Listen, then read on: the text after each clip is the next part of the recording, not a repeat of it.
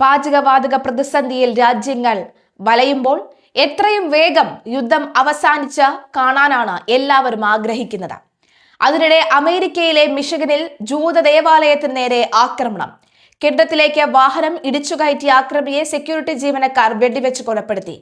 ഡിട്രിയാറ്റ് നഗരത്തിനടുത്ത temple of Israel സിനഗോഗിലാണ് വ്യാഴാഴ്ച ഉച്ചയ്ക്ക് സംഭവം നടന്നത്. സംഭവത്തിൽ ആർക്കും തന്നെ ഗുരുതര പരിക്കില്ല. 12,000 അംഗങ്ങളുള്ള വലിയ സിനഗോഗിന് നേരെയാണ് ആക്രമണം നടന്നത്.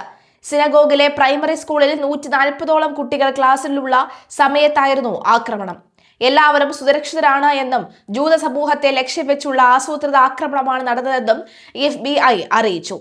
ഇതിനെ തുടർന്ന് കേരളത്തിലും ജൂത ദേവാലയത്തിന്റെ സംരക്ഷണവും സുരക്ഷയും വർദ്ധിപ്പിച്ചിട്ടുണ്ട്. കേരളത്തിലെ മട്ടാഞ്ചേരി, കൊച്ചിയിലെ മട്ടാഞ്ചേരിയിലാണ് ഈ ഏക ജൂത ദേവാലയം ഉള്ളത്. അതിന്റെ സംരക്ഷണം കൃത്യമായി തന്നെ നടന്നു വരികയാണ്. കഴിഞ്ഞ തവണയും ഇസ്രായേൽ ഹമാസ് യുദ്ധമൊക്കെ നടന്ന സാഹചര്യത്തിലും കൊച്ചിയിലെ ജൂത ദേവാലയത്തിൽ സുരക്ഷ ശക്തമായി തന്നെ മുന്നോട്ട് കൊണ്ടുപോരുന്നു. Dog squad, bomb squad, police തുടങ്ങിയ എല്ലാ സുരക്ഷാ മുൻകരുതലുകളും എടുക്കുന്ന ഒരു സാഹചര്യം ഉണ്ടായിരുന്നു. ഇപ്പോഴും സമാനമായ രീതിയിൽ സുരക്ഷ വർദ്ധിപ്പിച്ചിരിക്കുകയാണ്. വ്യാഴാഴ്ച ഉച്ചയ്ക്ക് 12 മണിയോടുകൂടിയാണ് ദേവാലയത്തിന് നേരെ ആക്രമണം നടന്നത്.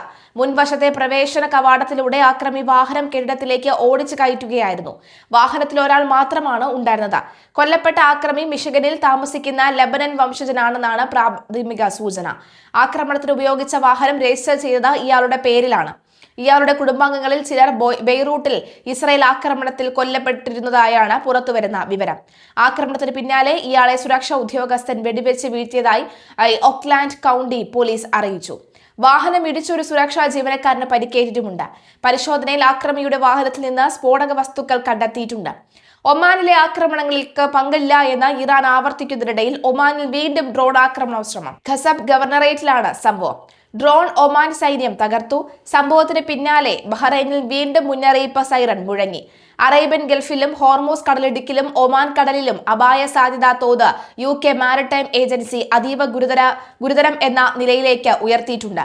ഒമാനെ തങ്ങൾ ഇതുവരെ ആക്രമിച്ചിട്ടില്ല എന്നായിരുന്നു ഇറാൻ അവകാശപ്പെട്ടിരുന്നത്. എന്നാൽ ഒമാനിൽ 2 ദിവസമായി നിരന്തരം അതിശക്തമായ ആക്രമണങ്ങൾ നടക്കുകയാണ്. തെറ്റിദ്ധരിപ്പിക്കാൻ മറ്റാരെങ്കിലും നടത്തുന്ന ശ്രമങ്ങളാണ് ഇതെന്നാണ് ഇറാൻ പറയുന്നത്. ഈ സമയത്താണ് കടലിലെ അപായ തോത് ഏറ്റവും ഗുരുതരം എന്ന നിലയിലേക്ക് UK മാരിടൈം ഏജൻസി ഉയർത്തിയത്. സംഘർഷകാലത്ത് 20 കപ്പലുകൾക്ക് നേരെ ആക്രമണം നടന്നതായാണ് റിപ്പോർട്ട്. അതിനിടെ സൗദിയിലെ എണ്ണപ്പാടത്തിന് നേരെ ഇറാൻ അയച്ച 7 ഡ്രോൺ സൈന്യം തകർത്തു.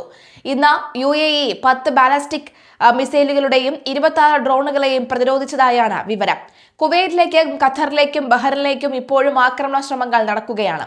അമേരിക്കയുമായി ഇസ്രായേലുമായും തുടരുന്ന രൂക്ഷമായ സൈനിക സംഘർഷം അവസാനിപ്പിക്കാൻ 3 പ്രധാന ആവശ്യങ്ങൾ മുന്നോട്ട് വെച്ച് ഇറാൻ പ്രസിഡന്റ് മസൂദ് പെസഷ്കിയാൻ. ഇറാന്റെ നിയമപരമായ അവകാശങ്ങൾ അംഗീകരിക്കുക, യുദ്ധക്കെടുതികൾക്ക് നഷ്ടപരിഹാരം നൽകുക, ഭാവിയിൽ അധിനിവേശം ഉണ്ടാകില്ല എന്ന അന്താരാഷ്ട്ര തലത്തിൽ ഉറപ്പ് നൽകുക എന്നിവയാണ് സമാധാനത്തിനുള്ള ഈ നിബന്ധനകളായി അദ്ദേഹം ഔദ്യോഗികമായി പ്രഖ്യാപിച്ചത്. ഇതാദ്യമായാണ് സംഘർഷം അവസാനിപ്പിക്കാനുള്ള കൃത്യമായ വ്യവസ്ഥകൾ ഇറാൻ പരസ്യമായി വെളിപ്പെടുത്തുന്നത്.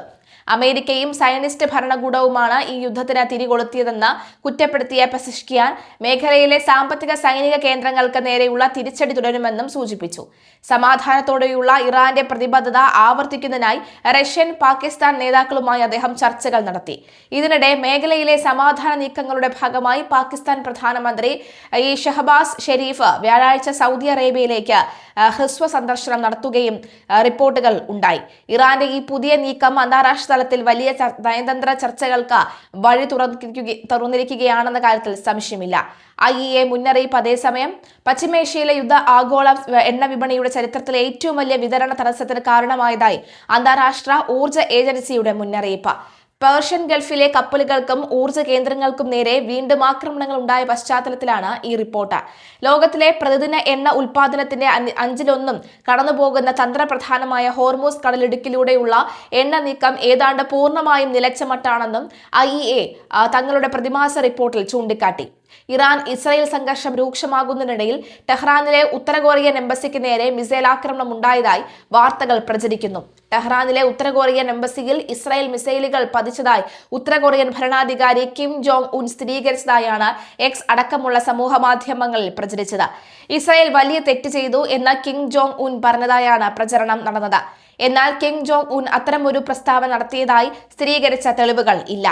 ഇസ്രായേൽ നടത്തിയെന്ന് പറയപ്പെടുന്ന ആക്രമണത്തെക്കുറിച്ച് പ്രധാന അന്താരാഷ്ട്ര വാർത്താ ഏജൻസികളും ഔദ്യോഗിക ഉത്തര കൊറിയൻ മാധ്യമങ്ങളും അദ്ദേഹത്തിന്റെ ഒരു അഭിപ്രായവും റിപ്പോർട്ട് ചെയ്തിട്ടില്ല എന്ന് ടൈംസ് നൗ ഫാക്ട് ചെക്ക് വിഭാഗം റിപ്പോർട്ട് ചെയ്യുന്നു. ഇസ്രായേൽ ഇറാൻ നടത്തുന്ന ആക്രമണത്തിനിടയിൽ ടെഹ്റാനിലെ ഉത്തര കൊറിയൻ എംബസിക്ക് കേടുപാടുകൾ പറ്റിയെന്ന സോഷ്യൽ മീഡിയയിലൂടെ പ്രചരിച്ച വാർത്തകൾക്ക് പിന്നാലെ കിം ജോങ് ഉൻ വിഷയത്തിൽ പ്രചരിച്ചതായാണ് കിംവദന്തികൾ ആരംഭിച്ചത്. ഇറാന്റെ പുതിയ പരമോന്നത നേതാവായി മുജ്തബ ഖമനേയിയെ തെരഞ്ഞെടുത്തതിനെ പിന്തുണച്ച് ഉത്തര കൊറിയൻ രംഗത്തെത്തിയിരുന്നു. ഇറാനിൽ പുതിയ പരമോന്നത നേതാവിനെ തെരഞ്ഞെടുത്തതിനെ അംഗീകരിക്കുന്നുവെന്നും പരമോന്നത നേതാവിനെ തെരഞ്ഞെടുക്കാനുള്ള ഇറാൻ ജനതയുടെ അവകാശങ്ങളെയും തെരഞ്ഞെടുപ്പിനെയും ബഹുമാനിക്കുന്നതായും ഉത്തര കൊറിയൻ വിദേശകാര്യ മന്ത്രാലയ വക്താവ് അറിയിച്ചതായി ഔദ്യോഗിക വാർത്താ ഏജൻസിയായ KCNA റിപ്പോർട്ട് ചെയ്തു.